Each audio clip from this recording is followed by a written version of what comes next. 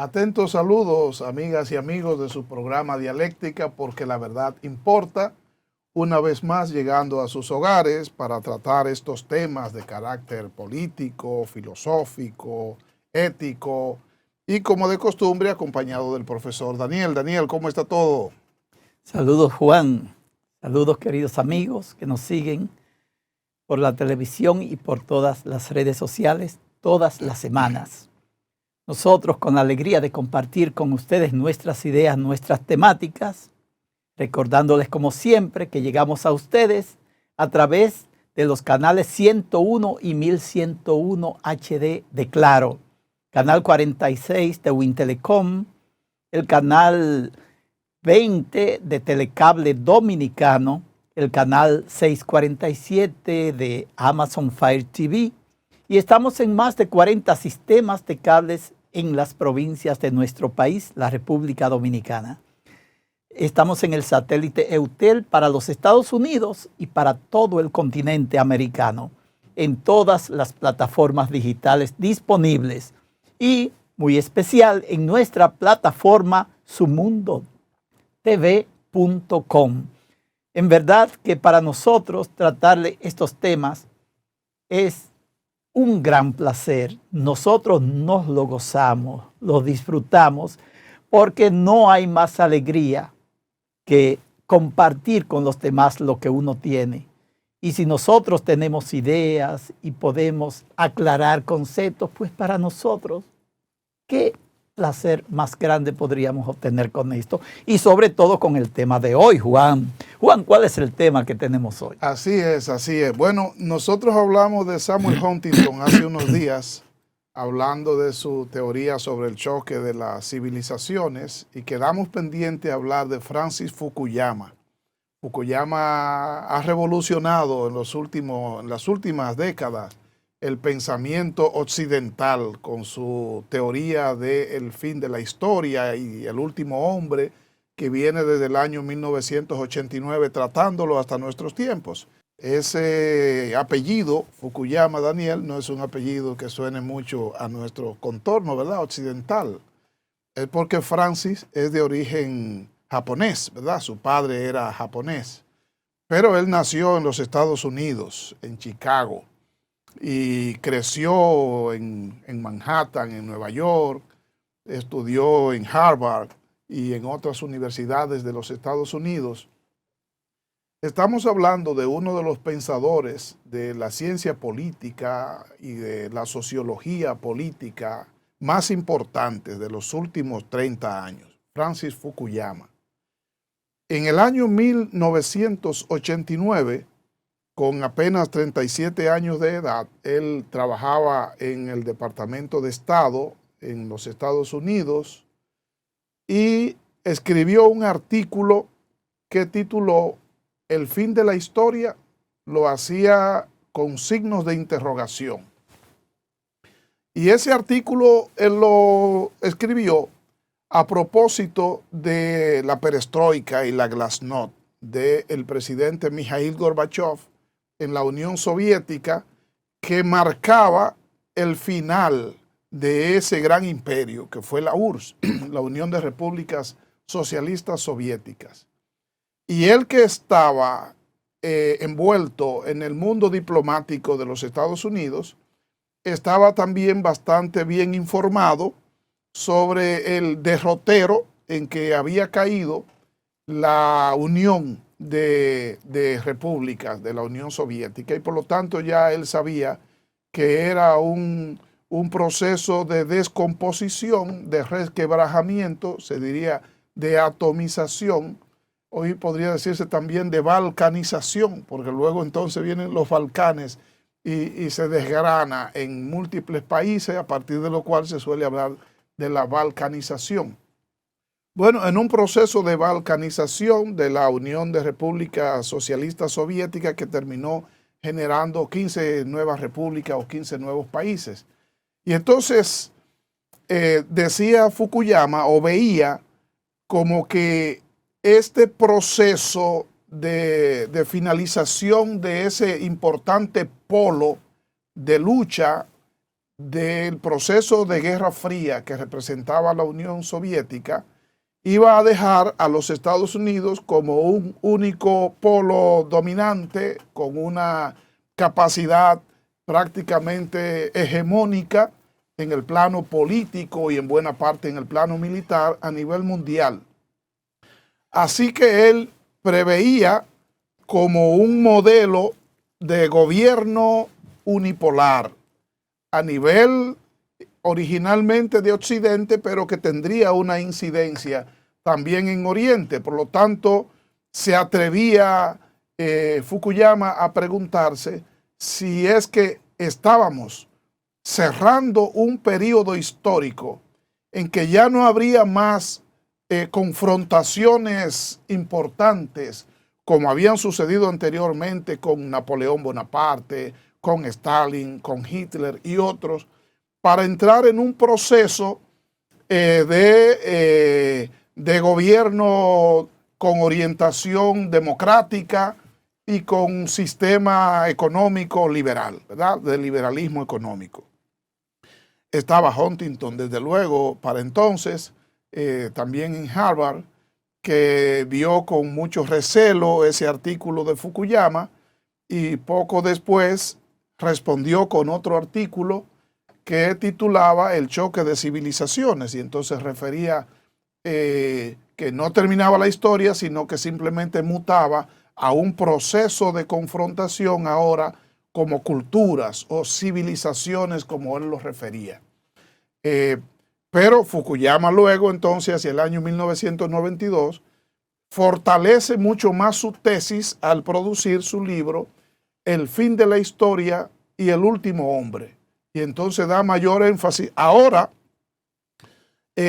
fortalecido por la caída del muro de Berlín, que entonces se había producido para final del año 1989, para noviembre de 1989, y entonces ya con ese factor simbólico había como más elementos para considerar Fukuyama que efectivamente estábamos cerrando un capítulo en la historia, pero que él lo llamó el fin de la historia, profesor Daniel. Sí, primero, hay que decir que con Fukuyama nosotros tenemos quizá la última ola liberal que hemos tenido en la historia. No quiere decir que ya sea la última y definitiva, pero una ola del liberalismo que comienza con aquellos clásicos del liberalismo, ¿verdad? Y él se entiende, cree que él es liberal en el sentido clásico, sí, según sus concepciones, sí, pero yo diría que Fukuyama es un liberal posmoderno, diríamos, porque él mezcla otros elementos que son propios de la posmodernidad en este sentido, pero aquel liberalismo clásico de lo que nosotros tenemos grandes representantes como David Ricardo, Adam Smith, John Stuart Mill, ¿verdad? Donde se pregona aquella libertad social y económica para un desarrollo, ¿verdad? Como base del progresismo, que va a tener sus representantes en diferentes momentos, pero que ahora con Fukuyama y Huntington, como que llega a lo que nosotros llamamos el neoliberalismo, ¿verdad? Esa versión que es interesantísima porque ellos no solo están defendiendo la doctrina liberal de Occidente, la democracia, el Estado de Derecho, la libertad de la persona y de elección, sino que además de eso están proponiendo profecías, digamos, hacia dónde va la evolución próxima histórica.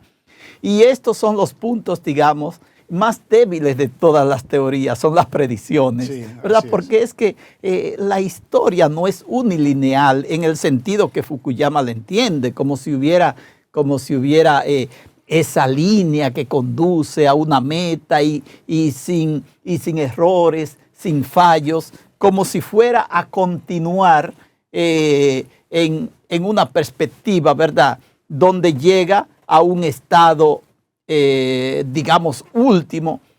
Realmente lo que nosotros conocemos de la historia es todo lo contrario, ¿verdad? Es un eterno fluir, es donde nada permanece, es donde todo pasa y todo queda, como dice la canción, ¿verdad? Es donde las cosas se rehacen, donde las cosas desaparecen, donde surgen nuevas, donde hay, digamos, eventos novísimos que no se esperaban. Es todo lo que conocemos en la historia. Pero ahora nos están proponiendo como que ya se acabó la historia, ¿verdad? Que ya estamos en ese punto donde llegamos a un estado de paz, de tranquilidad, de universalismo, y que ya no habrán ninguna de esas novedades. Realmente, yo no entiendo de dónde los seres humanos sacamos ese tipo de concesiones, porque la realidad lo que nos da es todo lo contrario a eso, ¿verdad? Que el dinamismo es cada vez mayor, que nosotros vamos, claro, avanzando en cierto sentido, en otros retrocediendo, pero que no hay una línea y que no hay un fin, sino el eterno fluir, como nos decía Heráclito en este sentido. Pero me parece que aquí, sacándolo de la física, Juan, el concepto de entropía, como que tú has sacado de la física de que nosotros llegaremos en el sistema solar a un momento de paralización, sí, donde el sol, que va dando energía y otros la van recibiendo, llegará un momento en que la energía sea igual tanto del sol como de los demás, y ya llega la paralización, ¿verdad? Ese estado entrópico donde ya no hay intercambio energético, sino, digamos, una calma energética. Sí. Eso es lo que algunos han interpretado con la sociedad. Exacto, pero eso no es ideología, desde luego, tú lo has dicho, eso es un fenómeno físico, ¿verdad? Ese es un fenómeno cosmológico incluso. No, pero Daniel, estamos llenos de esa concepción lineal del pensamiento. El mundo cristiano habla mucho del fin de los tiempos, y hay algunas corrientes dentro del cristianismo que habla de que los tiempos se terminan y que viene la segunda venida y que viene la parusía y que ya vamos a terminar. Es decir, ese modelo lineal de la historia está bastante asendereado en el concepto religioso cristiano en buena parte, que es diferente al pensamiento del samsara, de la rueda del samsara, que refiere a la filosofía más o menos religiosa, una especie de teosofía del lejano oriente, que habla de un eterno retorno y de una encarnación y reencarnación mucho más continua. Pero también tú sabes bien que él se inspira en la posición hegeliana de la síntesis como proceso final de la dialéctica. La tesis que genera una antitesis, pero que va a terminar en una síntesis que en el concepto de Hegel, bien fundamentado por Fukuyama y otros tratadistas, es el liberalismo económico y político, ese modelo de gobierno en el que ya no haya competencia significativa que provoque, ¿verdad?, la continuación de la dialéctica. Sí, Juan, en este sentido, realmente hay mucho hegelianismo en Fukuyama. Porque en Hegel, esa dialéctica histórica que terminaría la historia en un estado racional, diríamos así, donde la razón alcanza un pleno desarrollo, ¿verdad? Una gran síntesis. Y es por eso que también Fukuyama se va al lado ideológico, al lado del pensamiento, como el fin de la ideología, ¿verdad? Es el fin de las ideologías que él ve visualizado ya en la caída del muro de Berlín. Aquí caen las ideologías y ya no habrá más ideologías. Sí. Ya entonces, ¿hacia dónde va la historia? Si la historia fue ese continuo resurgir dialéctico del choque ideológico, ¿verdad? Claro. Pero si ya no existe eso, pues llegamos al fin. Entonces, ¿qué va a haber? Pues un Estado que es el más fuerte. ¿Y cuál es el más fuerte? El que vemos que permanece, porque aquel está cayendo. Está cayendo aquel bloque que tenía una concepción ideológica, termina esa ideología, entonces prevalece esta ideología que fue la que triunfó. Ese es el background, ese es el trasfondo de este pensar de Fukuyama. que en definitiva es el pensar de todo liberal en toda la historia. Es el triunfo de Occidente sobre Oriente. Esa es la imposición de nuestras ideas, de nuestros intereses, y que esto va a abarcar el mundo entero de ahora en adelante. Y si abarca el mundo, ya pues no habrán otras ideologías más que esta concepción neoliberal, digamos, en el sentido. Y claro, el otro paradigma entonces es Marx. Igual, Marx en su visión dialéctica, ¿verdad?, en su interpretación de la historia desde la dialéctica, también identifica un fin de esa evolución que es el comunismo. Es decir, la historia en el pensamiento de Marx es en buena parte la lucha de clase, la diferencia de clase y la lucha de clase, en donde los proletarios, obreros, trabajadores, están enfrentados con los dueños de los medios de producción, con los burgueses, en un enfrentamiento que en principio es desigual porque los burgueses tienen el poder, pero los proletarios tienen su ventaja, que son la mayoría, ¿verdad?, la gran cantidad que representan.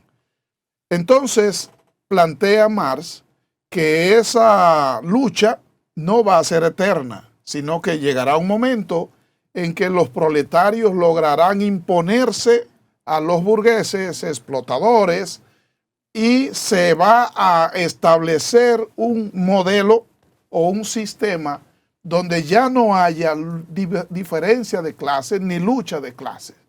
Y si no hay lucha de clases, si la persona no lucha por su subsistencia ni por su día a día, porque en cierto sentido tiene ya asegurado su mañana y tiene ya garantizado su quehacer permanente, entonces eso también Marx lo refleja como una especie de fin de la historia. La historia también ha terminado porque ya no hay lucha de clases, ya se está viviendo en una especie de comunidad de bienes en el comunismo. De modo que tanto Hegel como Marx sirven de modelos para ese planteamiento que hace Fukuyama del fin de la historia. El problema, y yo pienso que ahí debemos detenernos un poco a analizar, el problema tal vez estaría en la concepción de historia. Es decir, en que ellos le llaman la historia.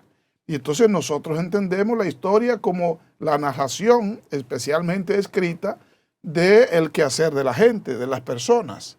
Y como no va a concluir la vida humana ni la organización de la sociedad, ¿cómo así que la historia concluye? Entonces, claro, Fukuyama, que en nuestros tiempos está todavía realizando tours y conferencias en diferentes partes del mundo. Hace unas semanas estaba en Chile. Ha tenido, después de todo lo que ha sucedido de 1989 y 92 a hoy, ha tenido que reorganizar sus ideas y recoger algunas premisas, algunos planteamientos, y entonces él mismo ha estado como deslindando. Cuando hablé de fin de la historia me refería a esto y a esto. Pero reconociendo que desde luego no se trata del fin de la historia, sino que se trata del fin de la confrontación en la Guerra Fría. Juan, hay que mirar un elemento. Realmente Fukuyama, aquello que combate, lo integra de manera dialéctica dentro de su pensamiento. Realmente es un pensamiento dialéctico porque el marxismo, el comunismo, el socialismo que él ve en sus, digamos, en su fin, ya con el derrumbe de la Unión Soviética, él lo integra en su nueva forma de pensar, porque aquellos ideales que se perseguían dentro del marxismo, esa sociedad igualitaria, esa sociedad sin ideologías, esa sociedad sin Estado, pues él la ve reflejada en ese nuevo orden liberal, ¿verdad? Porque en este nuevo orden liberal, una de sus propuestas va a ser, aunque hay todavía resabios de ideologías, de religión, de todo, hay que mantenerlos subsumidos. ¿Ve?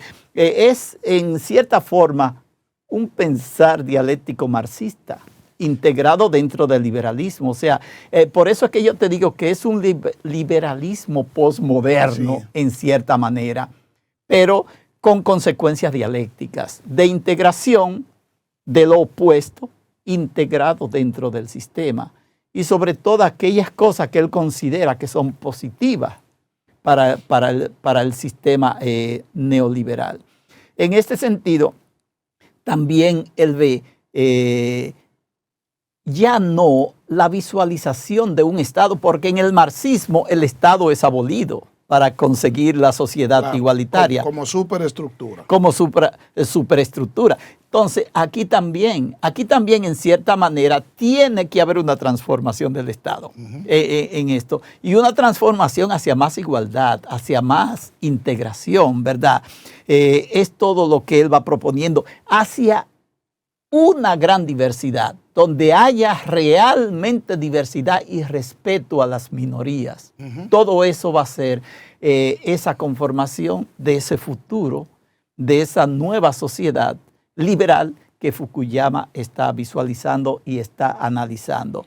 Como ves, es una gran síntesis lo que él quiere. Y claro, es que como él lo propone, es que tiene que ser una gran síntesis, porque tú no puedes abolir al otro. Tú lo más que puedes integrar al otro, y es esto, es integrar al mundo dentro de un sistema donde las cosas positivas que habían en el otro sistema deben ser también reasumidas. Y tú verás que en las conferencias que él va dando por el mundo, él va insistiendo en estos elementos, sobre todo en lo que es América Latina. Por ejemplo, es que uno de los problemas de América Latina nos va a decir es la gran desigualdad, es la región más desigual del mundo. Y dentro de un orden liberal eso no puede seguir así. Es decir, hay que poner las manos sobre eso para crear un sistema más equilibrado en esta parte del mundo. Y me parece de las partes positivas que veo en las reflexiones de Fukuyama, de cómo las potencias, y sobre todo la potencia que a nosotros nos dirige, que son los Estados Unidos, debe tener esta parte en mente de mejorar las condiciones en cuanto a más justicia, más igualdad, a mejor distribución en nuestra región de América Latina para poder ser realmente parte integral de ese sistema neoliberal que él está proponiendo, porque se está dando el peligro de lo otro, sí, de volver, es lo que se está visualizando, como una vuelta hacia atrás, diría él, a sistemas totalitarios, a sistemas autoritarios, sí, en algunos países, y como que en la región se está contaminando con todo eso. Y eso es fruto de todas esas desigualdades que han caracterizado y que caracterizan a nuestra región. Entonces son de las cosas que el sistema debe ir corrigiendo. Él ha estado reaccionando, de hecho en varios de sus últimos libros, ha estado reaccionando a ese retorno totalitario y militarista que se ha producido en diferentes partes del mundo, pero él se fija mucho en el caso del continente americano y en particular el caso de Latinoamérica. Pudiera decirse, Daniel, que tal vez Fukuyama estaba muy joven para entonces, cuando produjo esas ideas, cuando escribió su artículo, un profesor con utopías. El joven tiene utopía, el joven tiene sueños, el joven tiene visiones que todavía están pendientes de acrisolarse con la práctica y con la experiencia. El adulto ya tiene mucho más experiencia, que pudiera ser el caso de Huntington, ¿verdad? Con relación a Fukuyama en aquel tiempo, que ya ha visto sucederse múltiples situaciones, que ya ha visto muchas idas y venidas, muchas caídas y levantadas, que se ha hecho muchas ilusiones que finalmente se han frustrado. El joven no ha vivido todavía esa experiencia, y yo pienso que Fukuyama de pronto vio que con el final de la Unión Soviética estábamos llegando a un modelo unipolar en donde el sistema liberal, económico y democrático estadounidense se habría de convertir en el modelo único en el mundo, a nivel mundial, que es entonces lo que algunos le han referido a él, y de hecho se considera que Fukuyama ha sido uno de los intelectuales más criticados, ¿verdad? Y más atacados por otras personas, ¿verdad? Generadores de pensamiento y de corrientes de opinión y de ideas. Y hay dos detalles importantes que tomar en cuenta y que él refiere, que son el tema religioso y el nacionalismo, que incluyen de por medio también el fenómeno migratorio. Y entonces está diciendo Fukuyama que estos detalles de la religión, la migración y el nacionalismo y el chauvinismo probablemente no lo tomó tan en cuenta en su momento y ahora entonces le toca trabajar con ello. Pero esa parte podemos reasumirla en nuestra segunda parte de este programa, Juan, porque ahora debemos ir a una pausa, pero quiero recordar que eso que tú dices, me parece que Fukuyama cae en una situación falásica. Ajá, okay. Al hablar del fin de la ideología, fin de la historia, proponiendo su ideología como la última. Sí. Ahora, su ideología que él está proponiendo y su utopía será la última. Es una forma como contradictoria. Sí. Estamos hablando en el día de hoy de Francis Fukuyama, ese politólogo y político. Daniel siempre hace referencia a su condición de político también, estadounidense de origen japonés, que ha movido el pensamiento sociológico y político del mundo en los últimos 30 años con su teoría del fin de la historia, y también incluye el último hombre. Nosotros también estamos criticando el pensamiento de Fukuyama y su posición. Mira, Daniel, cuando estuvo con nosotros Monseñor Fausto Mejía, él hizo referencia también a Fukuyama y a Huntington. Decía, estamos viviendo tiempos donde se carece de ideología, se carece de utopía. La gente está viviendo el día a día, y ese día a día, entonces, lo que asimila es la cotidianidad. Y Fausto está muy convencido de que nosotros estamos viviendo un tiempo donde hay un cambio de paradigma. Ya los paradigmas anteriores no bastan para el hombre de hoy. Es decir, estamos viviendo un tiempo nuevo, que no sabemos todavía exactamente cuál va a ser la configuración de este nuevo paradigma. Aquí Fukuyama está proponiendo cuál es el paradigma, ¿verdad? Pero vemos también que no es exacto, porque nosotros vemos que el transcurrir después de que Fukuyama propuso su nueva ideología liberal, ha sido un poco diferente también a lo que él había previsto. Por ejemplo, en casos como China, Rusia y otros, no ha sido exactamente ese devenir. Entonces, realmente estamos ante un cambio de paradigma, pero ¿será eso un paradigma de civilizaciones, como decía Samuel Huntington? Ajá. ¿O será este sistema neoliberal que imperará en toda la tierra, ¿verdad? ¿Será eso? Pues no sabemos exactamente, porque bien, la historia está allí delante y nosotros no podemos predecir un segundo en la historia, ¿verdad? Así es. Pero estamos todos convencidos de que estamos ante un nuevo paradigma. Y Fausto está muy convencido también de eso.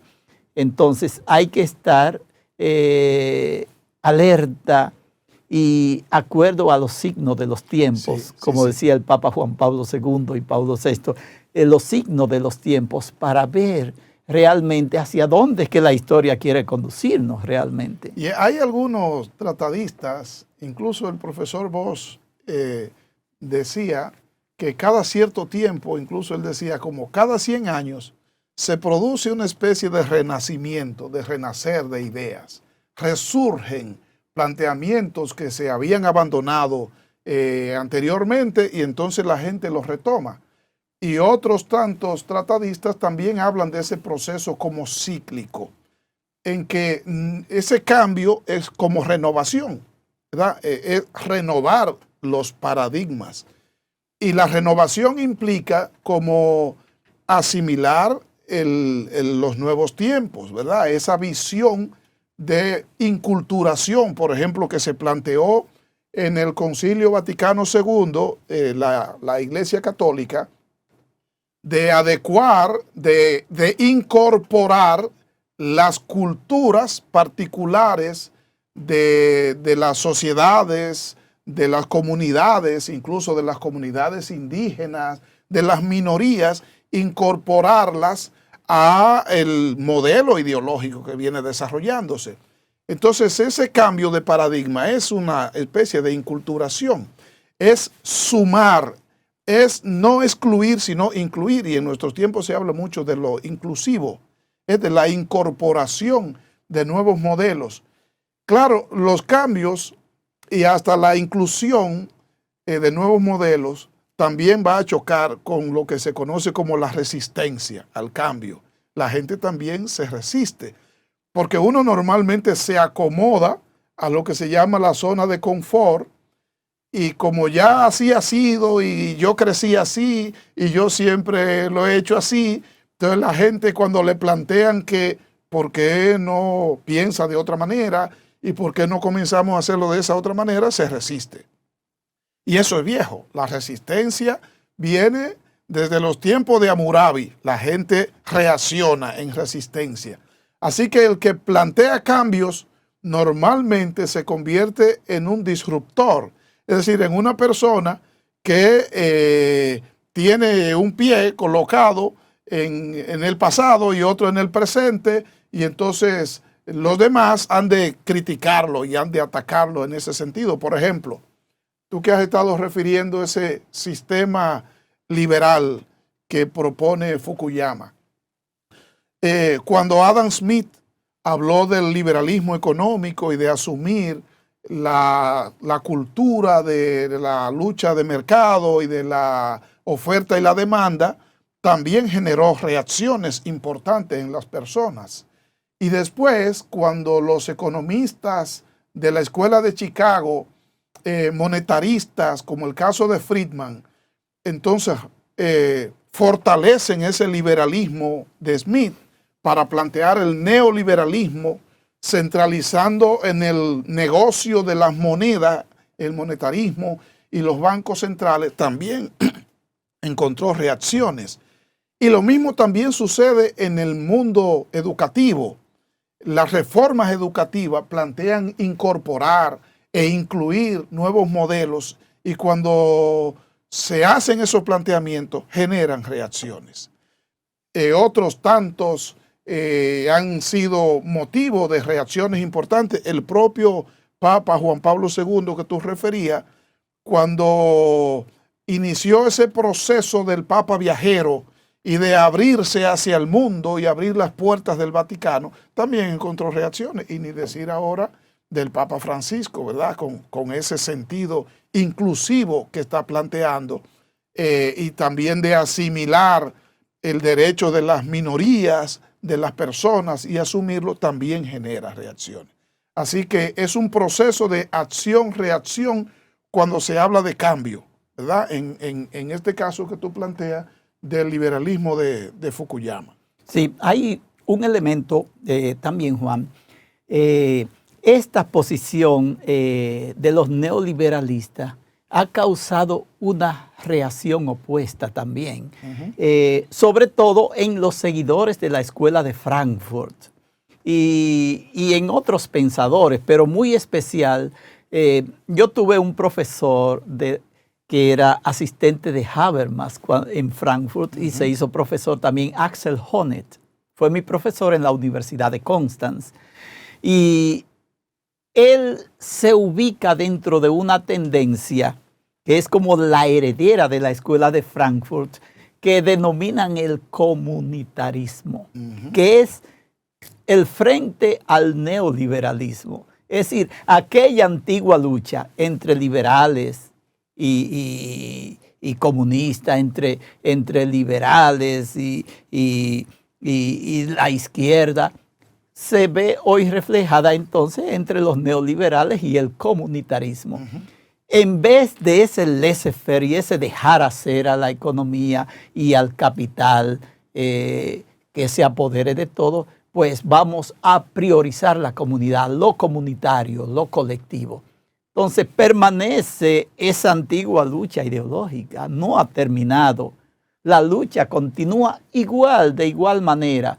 Quizás no aparece como aparecía polarizada en aquel entonces, pero sí las posiciones continúan, no han terminado las ideologías, ¿verdad? La lucha ideológica continúa. O sea, no es como Fukuyama había propuesto. La historia no acabó. La historia no acabó.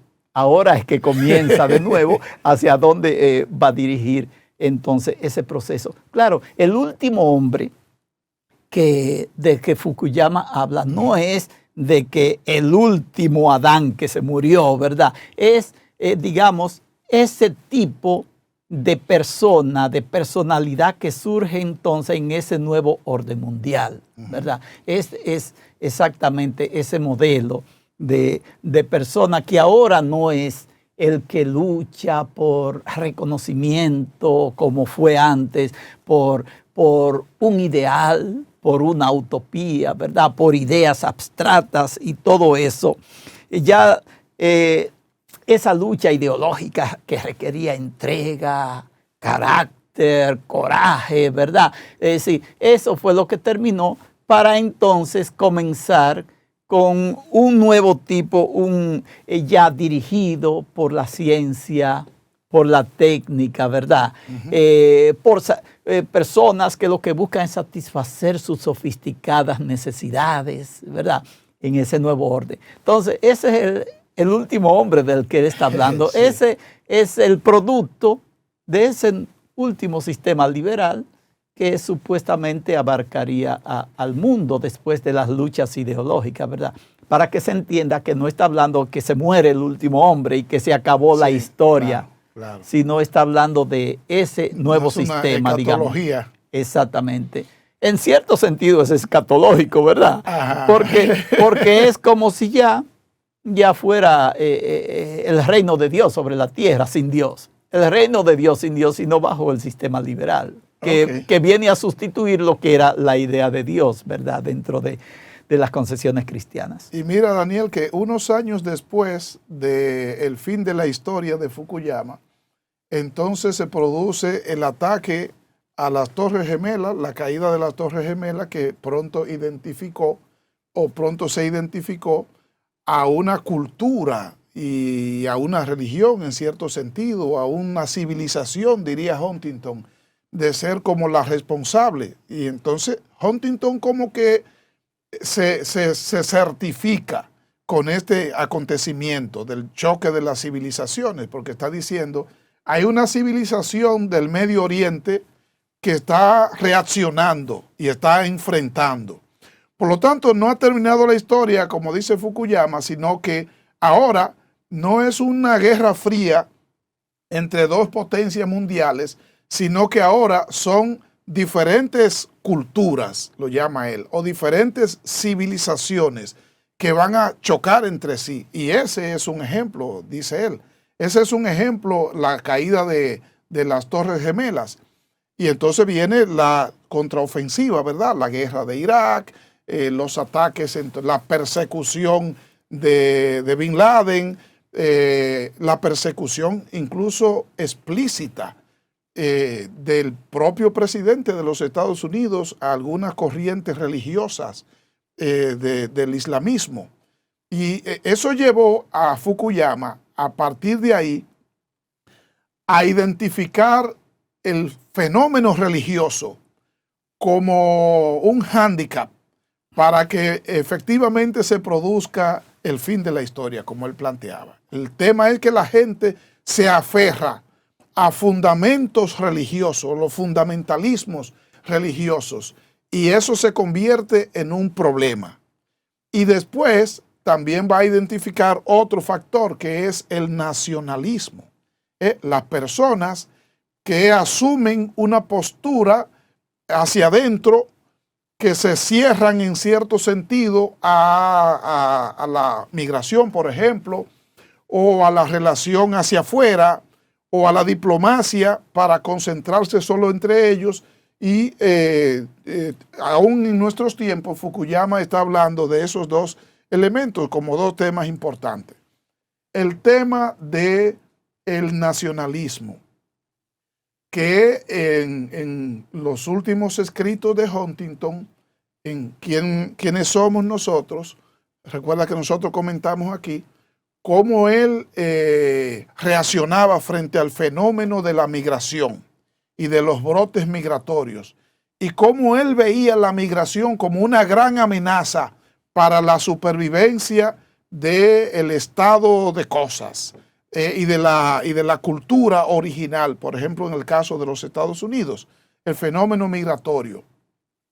Y también el tema religioso, decía él, porque tenemos una religión que tipifica nuestra cultura como un elemento diacrítico, clave. Pero cuando vienen otras personas con otras religiones, nos van a minar nuestra cultura, el estilo de Osorio. ¿Te acuerdas de las devastaciones de Osorio? Que con la llegada de los protestantes europeos, entonces se entendía que con sus Biblias y con sus creencias iba también a destruir la cultura y la civilización católica y española, hispánica, que se estaba estableciendo en la isla o en esta parte de la isla. Hay un punto en que me parece que Huntington es más justo ante la cultura occidental que Fukuyama, realmente. Y es expresamente ese punto de la cultura como religión, de la civilización como religión, que él dice, mire, una de las debilidades de la civilización occidental es que ha atacado la religión, es que la ha ido destruyendo.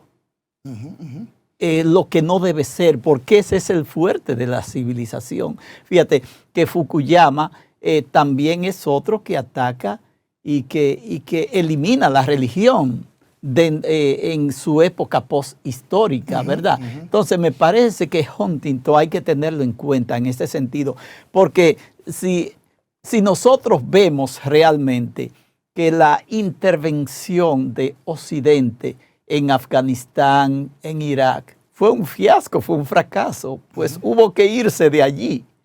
Después de muchos años hubo que irse, o sea, hay que ver. Imagínate en Vietnam, el caso de exactamente. Vietnam. Entonces hay elementos que aquí no se están teniendo en cuenta en Occidente, ¿verdad? Y es ese elemento de la religión que se ha ido depotenciando. Y eso es una debilidad para Occidente. Porque aquellos sí que la fortifican y están fortificando, digamos, el centro de lo que es su civilización. Mientras que la civilización occidental puede ser subsumida poco a poco por esas otras, como sucede en muchos países, ¿verdad? Donde los musulmanes han ido emigrando y han ido creciendo y fortaleciéndose culturalmente y religiosamente, países como Alemania, Inglaterra, y vemos cómo realmente es un elemento importante que Occidente ha ido olvidando y dejado al lado. Y eso puede ser que Occidente puede ser víctima de sus propias ideologías, sí, al fin y al cabo. Recuerda que la línea matriz de ese pensamiento de Huntington era precisamente la cultura y la civilización. Y por lo tanto, a él se interesa mucho por la preservación de la integridad cultural. El caso de Fukuyama, la preocupación de Fukuyama es más desde el punto de vista político y económico. Y por lo tanto, a él le importa mucho más el modelo de democracia y una democracia con un sentido de apertura bastante liberal, sin dudas que ha de chocar, ¿verdad? Ha de reñir con ese concepto del multiculturalismo de nuestros tiempos. Pero además está el fenómeno económico en el pensamiento de Fukuyama, que es una economía de mercado, una economía liberal, abierta a los mercados. Y entonces siempre en la apertura se pierde algo, porque al darle cabida a lo que llega, entonces eso que llega va a ocupar algún espacio y ahí habrá desplazamiento de algunas ideas. Es decir, que hay un paralelismo, ¿verdad? Hay una lucha entre la visión de Huntington y la visión de Fukuyama. Hay un paralelismo entre Huntington, que toma muy en cuenta el fenómeno cultural y el fenómeno de la civilización y por lo tanto centraliza ese tema que tú dices de la religión, y el otro, Fukuyama, que lo ve como un problema. El problema de cómo la gente, por aferrarse a unas creencias, entonces no se abre. O cómo el tema del idioma también es un fenómeno importante del que Huntington también se refirió mucho. Es decir, él hablaba de cómo los hispanos, con esa migración en masa hacia los Estados Unidos, estaban disolviendo en buena parte la solidez de su lengua, de su inglés, como lengua original. Y entonces, si estuviera en nuestros tiempos Huntington, en la Florida y en lo que está sucediendo en California y en otras ciudades y estados de los Estados Unidos, en donde se habla mucho el español, por ejemplo, y otras partes, estaría poniendo, como se dice, el grito al cielo por la desaparición de esas raíces culturales que él identificaba en el tema de la lengua, en el tema del lenguaje. Hay un punto que a mí me interesa mencionar, y es el punto de este humanismo, porque es un humanismo realmente lo que está proponiendo Fukuyama.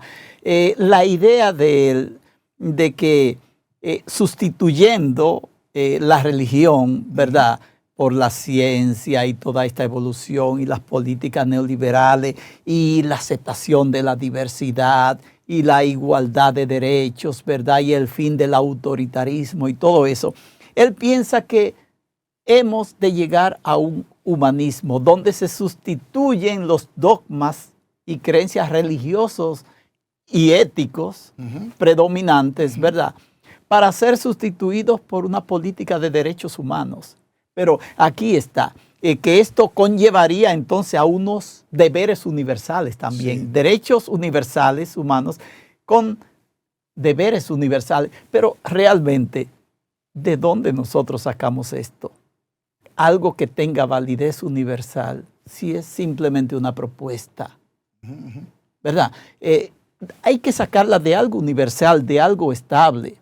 Y aquí Huntington tenía razón, no debemos olvidar la religión. La religión tiene unos fundamentos sólidos de lo que la cultura debe servirse, ¿verdad? Para nosotros poder hablar realmente de derechos humanos, tenemos que hablar de religión, tenemos que hablar de ética y de moral, ¿verdad? En este sentido, y es lo que olvidan estos humanismos realmente. Ellos piensan que con un acuerdo de los gobiernos se puedan... No. Hay cosas que no son frutos de acuerdos, porque el acuerdo termina cuando alguien esté en desacuerdo. Okay. ¿Verdad? Nosotros no podemos construir derechos humanos universales por simples acuerdos si no tienen una base natural, una base universal en este sentido. Y es por eso también se olvida que la ética es una reflexión universal que busca fundamentos universales. Entonces, una racionalidad universal. Entonces me parece que esos puntos quedan un poco flojos en la teoría de Fukuyama también, y que Huntington tiene más fortaleza en esto. Y yo pienso que lo que hay que buscar es una unidad entre estas dos teorías también, ¿verdad? Lo cual no es tan fácil. Una síntesis que no es fácil. Pero Hostos refirió mucho la moral social. Claro. Y también se considera que desde la conciencia humana y el sentimiento humano y la definición de persona se puede construir un criterio ético y moral que no esté aferrado estrictamente a valores de tipo religioso que plantea Fukuyama. Pero mira, Daniel, el tiempo se nos ha ido, está en cero ya la pantalla, qué barbaridad. Bueno, el tiempo es inclemente en la televisión, siempre ha sido así. Señores, a nosotros le estamos muy agradecidos por su sintonía. Voy a pedirle al profesor Daniel que despida el programa. Bien, como ustedes ven, la vez anterior teníamos Samuel Huntington, y esta vez a Francis Fukuyama. Hemos querido darle una visión general de estas cosmovisiones, y esperamos que ustedes hayan tenido las ideas centrales y que tengan sobre todo sus propias reflexiones y sus propias perspectivas acerca de esta temática que nosotros le hemos traído y que puedan continuar reflexionando acerca de ella. Estamos sumamente agradecidos por su atención y esperamos que ustedes les saquen el mejor provecho. Hasta la próxima. Será hasta luego. Su Mundo TV.